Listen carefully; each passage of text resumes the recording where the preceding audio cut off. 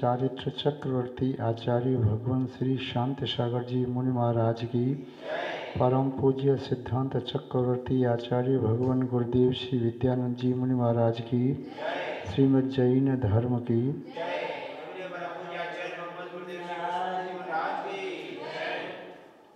जैनम जयतु शासनम विश्व कल्याणकारकम। उपस्थित धर्म स्नेही सत श्रद्धालु भव्यवर पुंडरीक पुण्यात्मा महानुभाव, आचार्य भगवान कुंद स्वामी द्वारा विरचित समयसार ग्रंथ की यहाँ वाचना चल रही है। बुद्धि अधिकार, जीवाजीव अधिकार। इसकी 55 गाथाएं विगत दिवस तक देख चुके थे। आज 56वीं गाथा को समझने का प्रयास करते हैं। जीवाजीव अधिकार का कथन करते समय आचार्य महोदय व्यवहार और निश्चय दोनों नयों का आलम्बन ले रहे हैं। व्यवहार नय का विषय अलग है, निश्चय नय का विषय अलग है।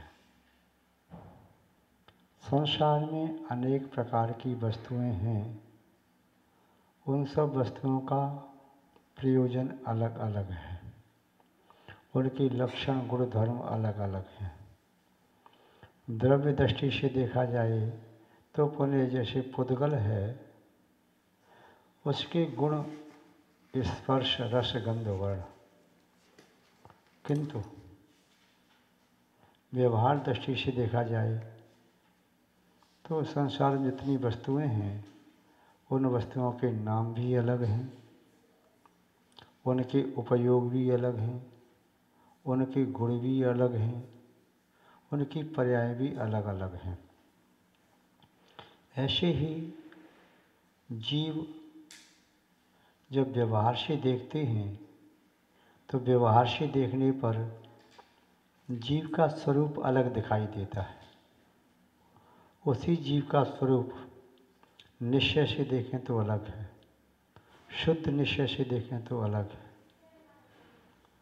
जीव वही है, किंतु उसके बाह्य व अंतर स्वरूप में भेद आता है।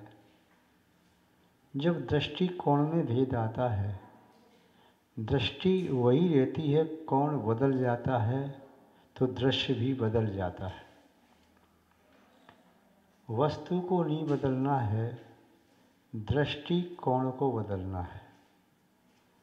दृष्टि मिथ्या होती है तो जीव संसार का संवर्धन करता है। मिथ्या दृष्टि की दृष्टि मिथ्या है, सम्यक दृष्टि की दृष्टि सम्यक। मिश्र भाव वाले की दृष्टि मिश्र, पतित होते हुए सम्यक दृष्टि की दृष्टि मिथ्यात्व के सन्मुख पतितमय, पतनमय। जो वृत्ति है उसकी दृष्टि अलग, महावृत्ति है उसकी दृष्टि अलग, प्रमत्त स्थान में दृष्टि अलग, अप्रमत्त स्थान में दृष्टि अलग। सृष्टि के बारे में अनेक व्यक्तियों के अनेक अनेक प्रकार के विचार होते हैं। सृष्टि का बाह्य रूप एक जैसा दिखाई देता है, अंतरंग का रूप भी एक जैसा दिखाई देता है। दृष्टि सबकी एक है तो सबको रूप एक ही दिखाई देगा, और दृष्टि सबकी अलग अलग है, अर्थात उनके देखने का कोण अलग अलग है, स्थान अलग अलग है, भाव अलग अलग है, क्षमता क्षयोक्षम अलग अलग है, तो वस्तु का स्वरूप भी अलग अलग ही प्रतिभाषित होगा। एक ही वस्तु पास से देखने पर कुछ और दिखाई देती है, दूर से देखने पर कुछ और। जैसे दूर से देखो तो ऐसा लगता है आकाश वहाँ दूर जाकर के मिल गया ज़मीन से, और पास में देखो पास से तो आकाश तो ऊपर है, ज़मीन ज़मीन है, मिला नहीं है। एक व्यक्ति किसी लकड़ी में अग्नि लगा करके उसे यूं करके घुमाता है तो उसे सामने वाले को देखते हुए लगता है अग्नि का एक सर्कल बना है,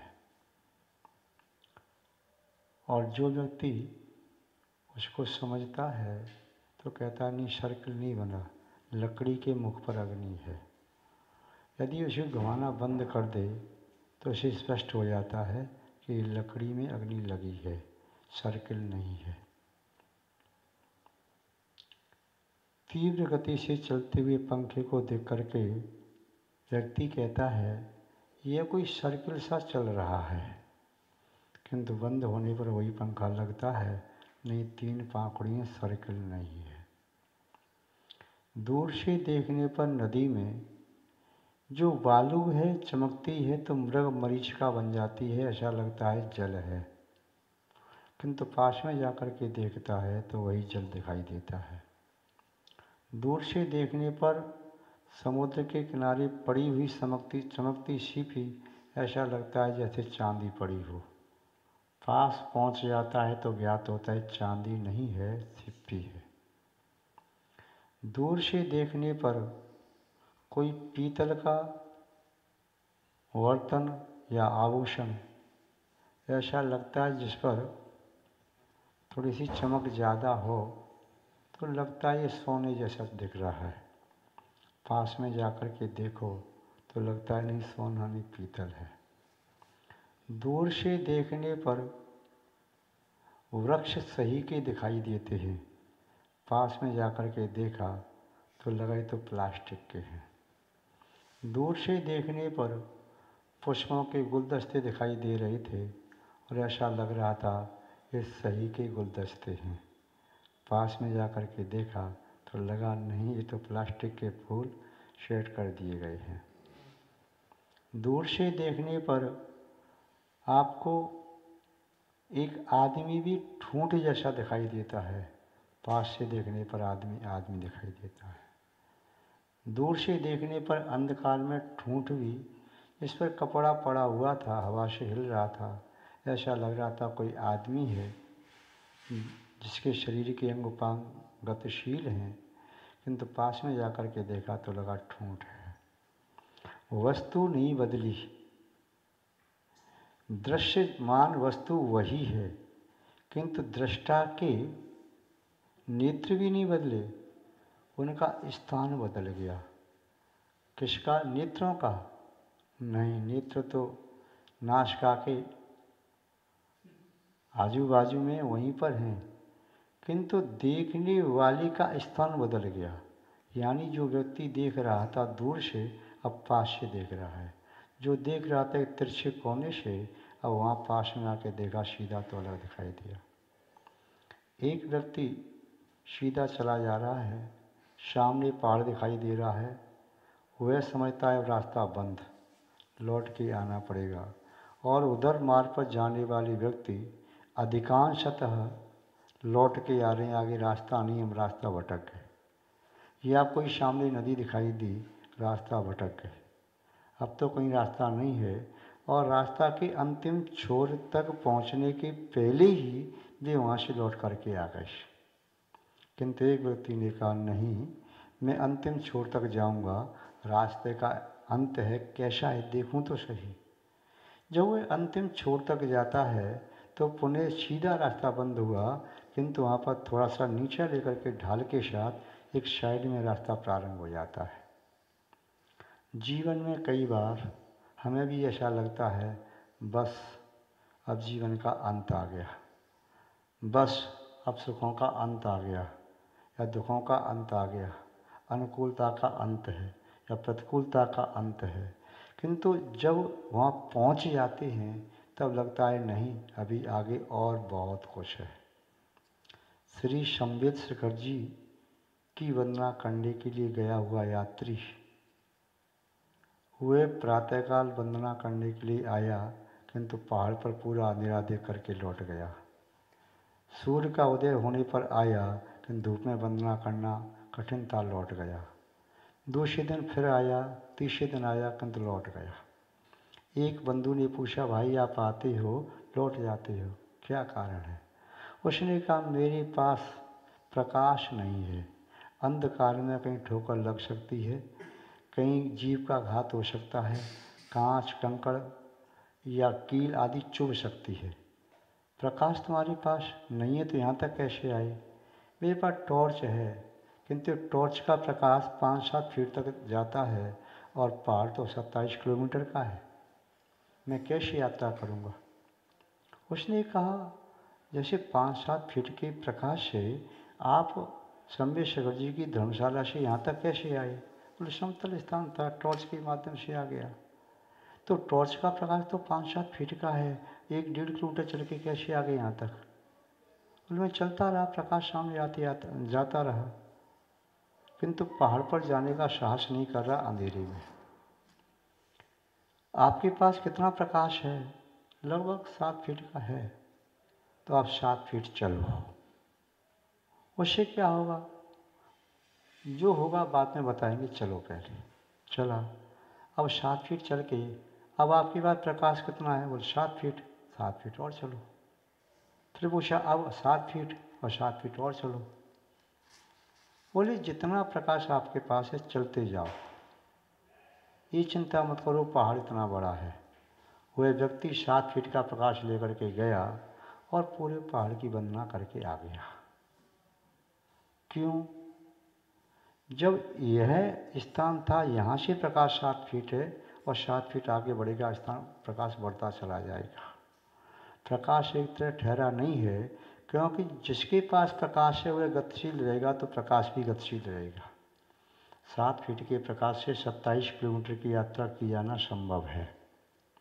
ऐसे ही जो नए व्यवहार नए है, उसके पास जितना प्रकाश है उसके प्रकाश में उतना ही दिखेगा, किंतु आगे बढ़ते जाओ बढ़ते जाओ बढ़ते जाओ बढ़ते जाओ और निश्चय के अंत तक पहुंच जाओगे व्यवहार के प्रकाश से। जहाँ निश्चय का भी अंत है, व्यवहार का भी अंत है, या दूसरे शब्दों में कहें, जहाँ व्यवहार का अंतिम छोर, निश्चय का प्रारंभिक छोर, दोनों छोर वहाँ मिलते हैं। फिर आपको बाहर के प्रकाश की नहीं, अंतरंग के प्रकाश की आवश्यकता होगी। कहीं आपको यात्रा करनी है, संभव है आप यात्रा किसी गली से जा रहे हैं और दीपक लेकर के यात्रा कर सकते हैं, किंतु जब गांव की गली ख़त्म होती है तो जंगल में प्रवेश करते हैं, वहाँ पर बहुत तेज़ हवा चल रही है। गली में ऊंचे ऊंचे मकान होने से हवा नहीं लग रही थी, किंतु अब गांव के बाहर निकलते ही जंगल है, खुला मैदान है और हवा सर्राटे से चल रही है। अब दीपक से यात्रा नहीं हो सकती। बिना दीपक के प्रकाश कैसे होगा, यात्रा कैसे होगी?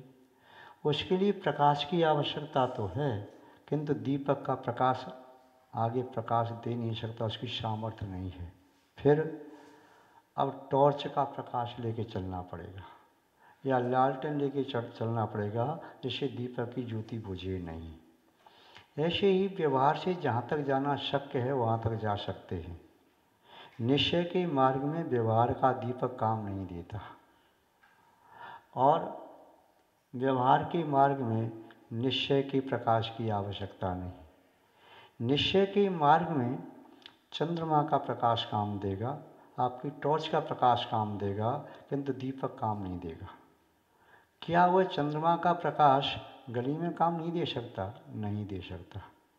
गली के मकान इतने ऊंचे ऊंचे हैं, गली इतनी सकड़ी है कि गली में चंद्रमा की वह चांदनी सीधी स्वच्छ नहीं आ रही, परछाई परछाई पूरी आ रही है। निश्चय का प्रकाश व्यवहार में काम नहीं करता है और व्यवहार का प्रकाश निश्चय में काम नहीं करता है। युद्ध में जब युद्ध लाठियों से हो रहा हो तो फिर लाठी से ही प्रहार करो, और लाठी वाले के साथ लाठी से तो करना उचित है, तलवार वाले के साथ तलवार से, या पिस्तौल वाले के साथ पिस्तौल से। किंतु यदि असंगति हो तो युद्ध में सफलता नहीं, असफलता सुनिश्चित है। कैसे?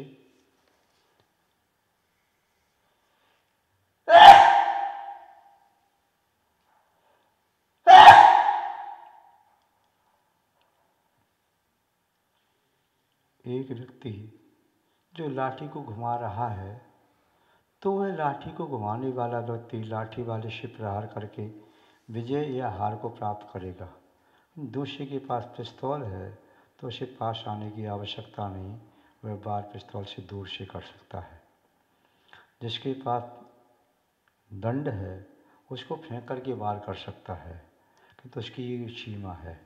तलवार से वार कर सकता है, वह पास से वार कर सकता है, किंतु सामने वाले की विचारधारा समझ में आना जरूरी है। एक गुरु ने अपने शिष्य को पढ़ाया, अस्त्र शस्त्र विद्या का प्रयोग करना सिखाया। शिष्य ने कहा, गुरुजी अब तो मैं होशियार हो गया, आपके ज्ञान की मुझे आवश्यकता नहीं, नहीं तो आप युद्ध करके देख लो। गुरु ने कहा, ठीक है, बेशक आप होशियार हो गए, फिर भी गुरु गुरु होता है। शिष्य ने कहा, आप युद्ध करके देख लो तो आपको अपने शिष्य पर संतोष होगा, और संभव है, मैं कहना नहीं चाहता, आपका कोई दर्प है, अहंकार है, तो वह भी चूर चूर हो जाएगा। गुरु ने कहा, यदि तेरी ऐसी ही इच्छा है तो ठीक है, किंतु एक बात ध्यान रखना, गुरु तो गुरु ही होता है। शिष्य ने कहा, ठीक है। अब शिष्य ने अपना एक गुप्तचर गुरु के साथ लगा दिया कि गुरु क्या करते, मुझे हर पल की, हर दिन की सूचना मिलना चाहिए। एक दिन गुरु गए और उन्होंने एक किसी मिस्त्री से कहा कि मेरे लिए 16 फीट का लंबा कोशा बनाओ, यानी म्यान, तलवार रखने का। लोहार के पास गए, उससे कहा कि तलवार बनानी है, किंतु लोहार की चर्चा, गुरु की चर्चा जोर से नहीं थी, कान में कहा था। गुप्तचर ने कहा, गुरु बहुत होशियार हैं, तुम 6 फीट की या 5 फीट की तलवार लेकर के वार करोगे, उन्होंने 15-16 फीट की तलवार बनवा ली है, जिससे वे दूर खड़े होकर के आप पर प्रहार कर सकें। अच्छा, उनकी बुद्धि इस दिशा में चल रही है, ठीक है। तो शिष्य ने किया, क्या किया, 20 फीट की एक म्यान बनवाई और 20 फीट की तलवार। युद्ध का स्थान और समय निश्चित हुआ, गुरु शिष्य दोनों सामने आए। कहा, अपना कार्य प्रारंभ करो। गुरु ने कहा, अपना प्रारंभ करो, बोले आप भी प्रारंभ करो। गुरु ने क्या किया, म्यान से तलवार निकाली और शिष्य के गले पर रख दी। क्यों? गुरु ने केवल 16 फीट का म्यान बनवाया था, तलवार नहीं। तलवार तो 5-6 फीट की थी और जल्दी से निकाल करके गर्दन पर रख दी। शिष्य 20 फीट की तलवार को म्यान से निकालता ही रहा, जब तक तलवार निकली तब तक गले पर रख दी। गुरु ने पूछा, बस समझ में आ गया? बोले आपने चीटिंग की है। बोले चीटिंग क्या? ये भी एक विद्या है। बोले आपने मेरी खबर तो ले ली गुप्तचर से कि मैं इतनी फीट का म्यान बनवा रहा हूँ, किंतु गुरु तो गुरु ही होता है। म्यान मेरा भले ही 16 फीट का है, तलवार 5 फीट की एक झटके से निकल करके मेरे गर्दन पर रख दी। इसी तरह निश्चय नय है। निश्चय नय को व्यवहार ने पराजित नहीं कर सकता, और व्यवहार नय है, व्यवहार नय को निश्चय पराजित नहीं कर सकता। दोनों अपने अपने स्थान पर उचित हैं। नदी के 2 किनारे हैं, दोनों किनारों का अलग अलग महत्व है। इस किनारे पर खड़ा व्यक्ति कहता है यहाँ बहुत अच्छा लग रहा है, वही व्यक्ति जब उस किनारे पहुंचता है तब भी कहता है यहाँ भी बहुत अच्छा लग रहा है। यहाँ खड़ा होकर के उस किनारे को वहाँ कह रहा है, वहाँ खड़ा होकर के इस किनारे को यहाँ कह रहा है। अब इस किनारे का नाम यहाँ है कि वहाँ है? क्या है?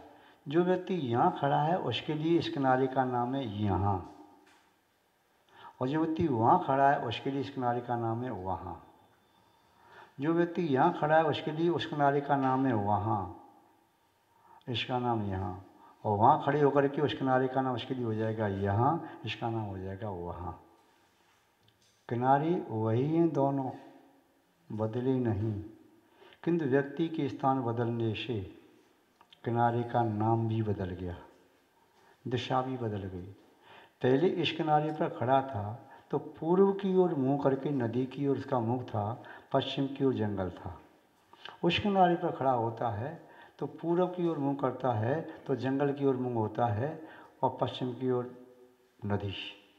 जो वहाँ खड़ा होता है तो पश्चिम की ओर मुँह करने पर नदी सम्मुख होती है और पूर्व की ओर जंगल होता है। दृश्य ही बदल गए। स्थान बदलने से दृश्य बदल जाते हैं, स्थान बदलने से कोण बदल जाते हैं, दृष्टिकोण बदलने से दृश्य बदल गया, सब सृष्टि बदल गई। मिथ्या दृष्टि जीव जब तक मोह के आवेश में पर पदार्थों को, पर व्यक्तियों को या स्वजन परिजन को अपना अपना मान रहा था, मिथ्यात्व के जाते ही बोध हो गया ये शरीर भी मेरा नहीं है तो मेरा कौन हो सकता है। उसे बोध हो गया मेरी आत्मा की संपत्ति, आत्मा का वैभव तो आत्माओं में भरा पड़ा है, बाहर नहीं है। और जब तक दृष्टि मिथ्यात्व से ग्रसित थी तब तो उसे लग रहा था बाहर का वैभव मेरा है, आत्मा की तो पहचान ही नहीं।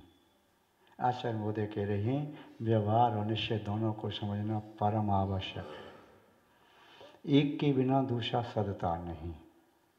यदि व्यवहार बाह्य सुरक्षा कवच है तो निश्चय अंतरंग का स्थान। कोई राजा किला बनाता है, बाहर की दीवार बहुत मोटी मोटी बनाता है, किले की दीवार। सुरक्षा किले की बाहरी दीवार से होती है कि अंतरंग के कारण जो कवच पहन के बैठा है। जब तक व्यक्ति कक्ष के बाहर है तब तक शत्रु सेना किले में नहीं आई, तब तक वह व्यवहार का कोटि रक्षा कर रहा है। और यदि सेना किले के अंदर घुस कर के आ गई तो किले की दीवार अब रक्षा नहीं करेगी, अब तो कवच और आपका पौरुष और तलवार आपकी रक्षा करेगी, हाथ की ढाल आपकी रक्षा करेगी। ऐसे ही व्यवहार के क्षेत्र में रहेंगे तो व्यवहार का आलम्बन लेकर के आत्मा की रक्षा व्यवहार के आलम्बन करेंगे। आप पढ़ते हैं चत्वारि शरणं प्रव्रजामि, 4 शरण हैं जिनके आश्रय लेने से आत्मा की पापों से रक्षा होती है। अरिहंत सिद्ध साधु व जिन धर्म। किंतु जब आत्मा में लीन है वह योगी तो अनंत सिद्धाचार्य उपाध्याय साधु की शरण नहीं ली, वह तो अपने आत्मा की शरण लिया। व्यवहार धर्म अलग था, निश्चय में डूबे हुए का धर्म अलग हो गया। तो स्थान अलग अलग होने से वह दृश्य अलग अलग हो जाता है, उसका नाम अलग होता है, उपयोगिता अलग होती है। अभी गाथा नंबर 50 से लेके 55 तक विगत दिवस देखा था। यह भी नहीं है जीव का, यह भी नहीं है, राग द्वेष नहीं, वर्ण नहीं, कर्म नहीं, नो कर्म नहीं, जीव ठाण नहीं, अध्यवसाय स्थान नहीं, आतत्व स्थान नहीं, बंध नहीं, आश्रम नहीं, संवर नहीं, निर्जरा नहीं, लब्धि स्थान नहीं, संयम स्थान नहीं, विशुद्धि स्थान नहीं, ये सब कुछ नहीं जीव का। किंतु आचार्य बोधन ने कथन निश्चय की अपेक्षा से किया, व्यवहार की अपेक्षा से वह सब जीव का हो सकता है और है। इसी बात को आचार्य महोदय अपने शब्दों में बता रहे हैं, क्योंकि जीवाजीव अधिकार है। निश्चय से जो जीव नहीं है व्यवहार से वह भी जीव है। कैसे? देखिए, व्यवहारेण दु एदे जीवस्य हवन्ति वर्णमादिया कुण्ठानन्ता भावा रंधुकेयी ऋच्छये ऋयस्य रदुकेयी ऋच्छय ऋयस्य। जो भाव बताए थे निश्चय से वर्ण आदि बाह्य और जो भाव जीव के से गुणस्थान पर जीव चढ़ता है, फिर निश्चय से जीव के कुछ भी नहीं है। व्यवहार से हैं कि नहीं है? व्यवहार से तो है। व्यवहारेणु ईदे, व्यवहार नय की अपेक्षा से ईदे एत ही ये सभी जीवस्य जीव के हवंती होते हैं वर्णमादिया। वह जीव शरीर से सहित है। शरीर का घात होते ही जीव घात का पाप लगता है, अतः शरीर जीवंत है। वह जीवंत शरीर है तो शरीर का वर्ण भी है, शरीर की कोई गंध भी है, शरीर का कोई रस भी है और शरीर का कोई स्पर्श भी है। ये वर्ण आदि गुण धन शरीर में हैं और शरीर जीवंत है। मुर्दे को जीव नहीं कहते, किंतु जो जीवन जी रहा उसे जीव कहते हैं। 10 प्राण से जी रहा है। 10 प्राण जीव के होते हैं, मुर्दे के नहीं होते। अतः 10 प्राण के साथ जो जी रहा है वो जीव है, व्यवहार से अजीब नहीं हो गया। और उसमें उस शरीर में ये सब लक्षण गुण धर्म पाए जाते हैं। अतः व्यवहार कहता है कि जीव का जो वर्ण है वह भी जीव का मानते हैं, रस है, गंध है, स्पर्श है, वह सब जीव के मानते हैं। मूर्तिकपना है, कर्म नो कर्म है। ये जो स्थान जितने कहे थे, अध्यवसाय स्थान, परिणाम, प्रत्यय, आशव, वंद, संवर, निर्जरा, लब्धि स्थान, विशुद्धि स्थान या वर्गणा, वर्ग, स्पर्धक, ये सब जीव के हैं। यहाँ तक कि गुण ठानता भावा, गुण स्थान देने वाला भाव, क्योंकि गुण स्थान भाव से होते हैं। भाव निम्नतम हैं तो पहला गुण स्थान मिथ्यात्व युक्त हैं। तो यदि संभव से गिर रहा है तो गिरते हुए के साथ साथ प्रणाम। यदि तीसरे गुण स्थान में है तो संभव मिथ्यात्व में प्रणाम। चौथे गुण स्थान में है तो संभव में प्रणाम, उपशम छम छायक में। पंचम गुण स्थान में है तो देशवती रूप एक देशवत प्रणाम। षष्ठम गुण स्थान में है तो प्रमाद से युक्त संयुक्त प्रणाम। सप्तम गुण स्थान में है तो अप्रमत्त प्रमाद से रहित वह संयम के प्रणाम। आगे वह अपूर्व कर्ण जाता है तो उस प्रणाम और निर्बल, अनुवृत्ति कर्ण में प्रणाम और निर्बल, सूक्ष्म संप्राय में और निर्बल, उपशांत में और निर्बल। यदि 10वें से 12 में जाता है क्षीण मोह में तो प्रणाम और निर्बल होते हैं। 13 में और अलग विशेषता है, 14 में और अलग विशेषता है। तो ये अलग अलग हैं। भावों के बदलने से ये भी जीव के ही व्यवहार से, किंतु निश्चय से इन भावों को भी जीव नहीं मानता। निश्चय कहता है ये भाव अशुद्ध जीव के हैं और हमारी पकड़ अशुद्ध जीव के लिए नहीं, शुद्ध जीव के लिए है। युद्ध में चाहे सेना पूरी मर जाए, जब तक राजा मृत्यु को प्राप्त नहीं हुआ तब तक विजय और हार का निर्णय नहीं लिया जा सकता। और सेना पूरी खड़ी रही, राजा मृत्यु को प्राप्त हो गया या बंधन को प्राप्त हो गया तो राजा की पराजय हो गई। सेना हारी और राजा ने हथियार डाल दिए तो हार। सेना जीती और राजा ने हथियार डाल दिए तब भी राजा की पराजय। तो राजा राजा है, एक है। व्यवहार से सेना भी राजा कहलाती है, निश्चय से राजा राजा है। तो यहाँ पर कह रहे व्यवहार से जीव के कर्मोदय जनित नो कर्म या रागादि भाव हैं, या कर्म के उद्देश्य से उपलब्ध शरीर आदि है, या अन्य बाह्य वस्तुएं हैं, वे भी जीव की मानी जाती है। और निश्चय की अपेक्षा से न तो देह से पृथक वस्तु जीव की है, न देह जीव की है। आत्मा विद्यमान न तो द्रव्य कर्म ज्ञानावण आदि जीव के हैं और न भाव कर्म राग द्वेष आदि जीव के हैं। ये अशुद्ध जीव के हो सकते हैं। शुद्ध निश्चय कहेगा ये मेरी कोटि से बाहर हैं। एक ही चीज होने के बावजूद भी जब छलने में छानते हैं, चाहे सरसों है, गेहूँ है, चना है, कुछ भी अनाज है, तो छोटा छोटा उसका दाना नीचे निकल जाता है, बड़ा दाना ऊपर रह जाता है। नीचे जो दाना निकल गया उसका, वह भी उसी जाति का है, किंतु उससे उसमें मिलाते नहीं। बड़ा दाना ऊपर रह गया, वह भी उसी नीचे वाली जाति का है, तो उसमें मिलाते नहीं, अलग अलग किया। तो जो छोटा दाना जिस उपयोग में आता है उसका भाव अलग होता है और बड़े का भाव अलग होता है। दोनों के भावों में अंतर है। ऐसे ही जीव के भाव जब निश्चय का आलम्बन लेता है तो भाव अलग होते हैं, व्यवहार का आलम्बन लेता है तो भाव अलग होते हैं। भाव दोनों उसी अनाज के हैं, किंतु छोटे दाने वाले के भाव अलग, बड़े के अलग। आम आदि फल हैं, एक ही बगीचे के हैं, एक ही वृक्ष के हैं, लेकिन छोटे छोटे फल हैं, उसमें खट्टापन है, उसका भाव अलग। बड़ा फल है, स्वादिष्ट मीठा, उसका भाव अलग। कोई भी फल हो सकता है। फैक्ट्री में कोई वस्तु बनी, एक ही वस्तु बनी, किंतु वह क्वालिटी में कम है तो उसका भाव अलग, अच्छी क्वालिटी भाव अलग।